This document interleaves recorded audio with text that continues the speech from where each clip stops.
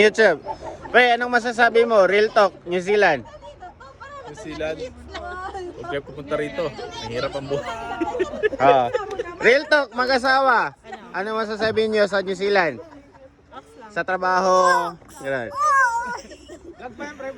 Real talk. Feeling ka na. Real talk, anong masasabi mo pag nagpunta ka sa New Zealand? Sa New Zealand? About sa mga pag-apply. Excited ako dati. Ngayon?